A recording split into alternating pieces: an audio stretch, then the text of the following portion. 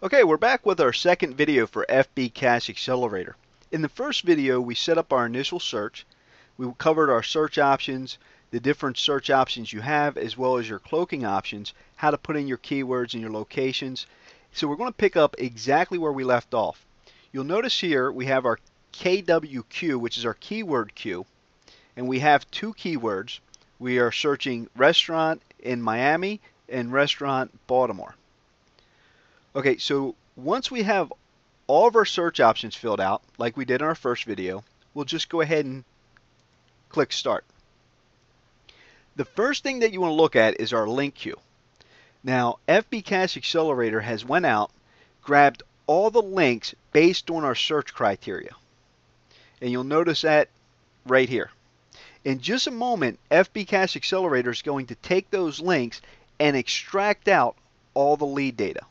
You'll see here in just a moment the total number of leads go up, as well as the number of leads that have an email address, a contact name, as well as unclaimed fan pages. You also notice here we have an extra button.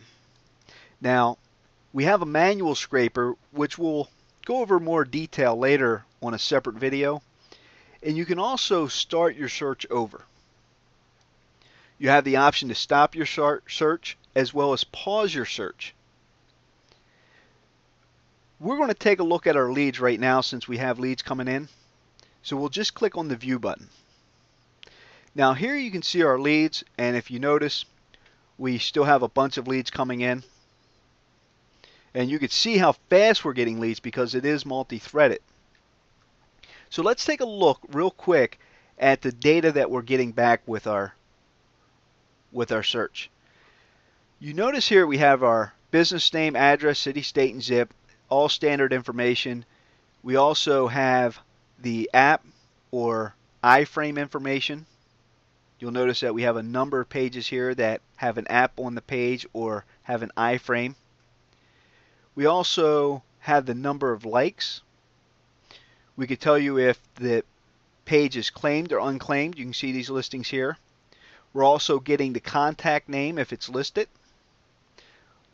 Let's scroll over a little bit. We have the phone number, email address, as well as the website information and their Facebook link. Now, if we scroll over a little bit more, we also have a few other columns that we'll talk about in more detail, probably in a separate video, because this is our disposition information. So that includes the time, duration of a call, the date for any callbacks or notes. But again, we'll cover that in a later video.